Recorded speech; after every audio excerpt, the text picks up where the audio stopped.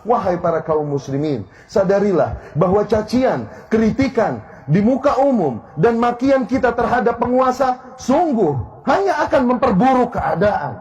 Apakah Allah Subhanahu wa taala akan merubah keadaan penguasa apabila kita mencaci-caci mereka?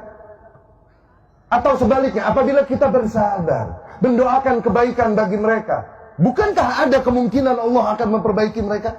Lalu mengapa kita memilih jalan untuk mencaci makinya? Apabila kita mencaci maki penguasa, apakah pahala yang kita dapatkan atau dosa? Sebaliknya, apabila kita mendoakan kebaikan bagi penguasa, pahala yang kita dapatkan atau dosa? Maka seorang yang berakal sehat tidak akan memilih jalan untuk mencaci maki penguasa yang ada. Apakah seorang mukmin akan mencaci dan memaki apa yang Allah takdirkan atasnya ketika tidak sesuai dengan seleranya? Maka ikhwani rahimakumullah, dengan ini, di hari kemenangan ini, di hari fitrah ini, kami tegaskan bahwa kami ahlu sunnah berlepas diri dari mereka yang turun ke jalan dan mencaci memaki para penguasa dengan menyerukan takbir. Seraya menyerukan takbir, mereka mencaci dan memaki para penguasa. Tuhan mana yang mereka besarkan dengan takbir mereka? Dikarenakan sungguh Allah melarang tindakan mereka. Kami berlepas diri dan mengingkari mereka yang turun ke jalan mengaku membela Al-Quran, namun dengan itu mereka menggunakan kata-kata kotor, menjijikkan, dilemparkannya kepada para penguasa. Al-Quran yang mana yang mereka maksud, mereka bela? Jelas larangan di dalam Al-Quran. Perintah Allah Subhanahu wa taala kepada Fir'aun, kepada Musa dan Harun alaihissalam, idhaba ila Fir'aun. Pergilah kalian berdua, hampiri Fir'aun, penguasa yang ada pada kalian. Hampiri. Wa qula lahu qawlan layyina. Katakanlah oleh kalian berdua kepada Fir'aun kata-kata yang lembut. La'allahu yatadzakkar aw yakhsha. Siapa tahu dengan itu dia menjadi insaf dan takut pada Allah. Apakah penguasa kita lebih buruk dari Fir'aun? Sehingga tak lagi kita menghampirinya dengan adab, namun dari jalanan dan mimbar kita memakinya. Apakah penguasa kita lebih buruk dari Fir'aun yang yasumuna abna'akum wa yastahyuna nisa'akum, membantai anak-anak laki kalian, membiarkan wanita hidup, yang berkata inni rabbukumul a'la, akulah Tuhan kalian yang maha tinggi? Apakah penguasa kita lebih rusak dari Fir'aun sehingga tidak lagi kata-kata lembut yang kita gunakan untuk menegurnya, tapi kata-kata kotor, makian, cacian kepadanya?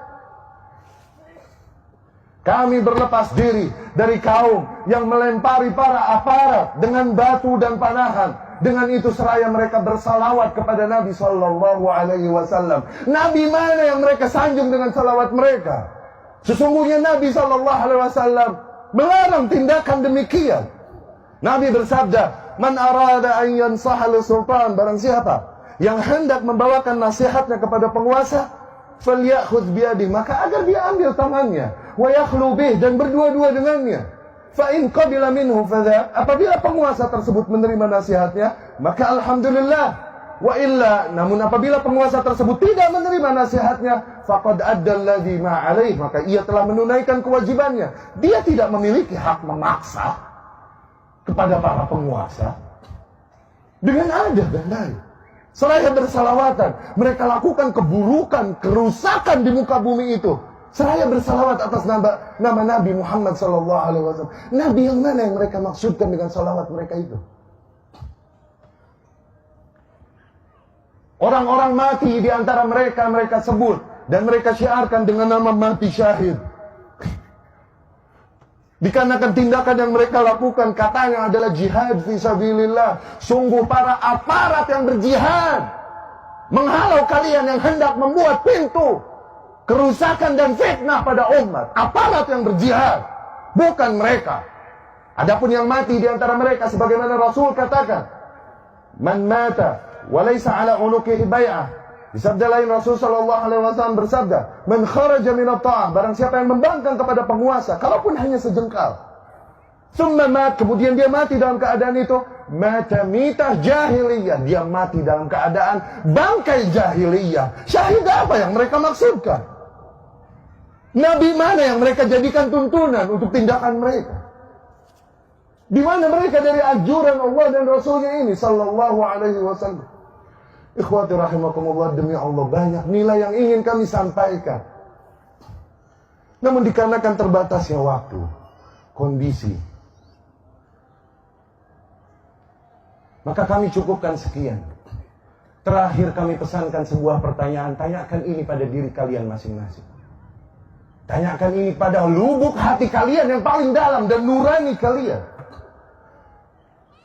Apakah kebencianmu, kekecewaanmu kepada para penguasa yang ada padamu adalah alasan yang cukup bagimu untuk merusak keamanan dan menghancurkan persatuan negeri ini?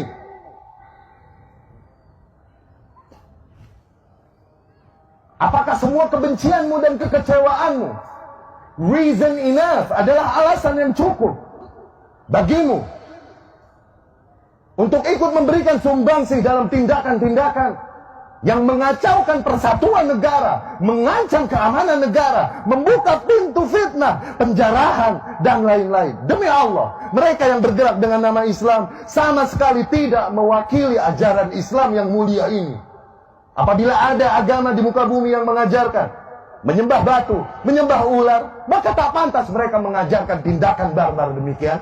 Apalah lagi agama Islam yang mengajarkan untuk mengesahkan Allah Subhanahu wa taala tauhid, mengajarkan kita untuk mengikuti contoh semulia-mulianya Nabi, semulia-mulianya manusia, Nabi Muhammad sallallahu alaihi wasallam.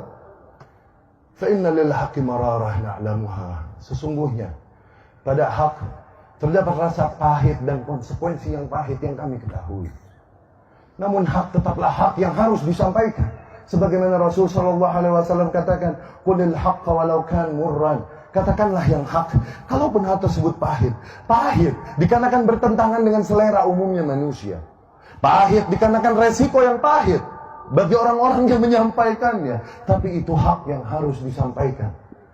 Dengan itu kami memohon pertolongan kepada Allah Subhanahu wa taala untuk menyampaikan kebenaran ini.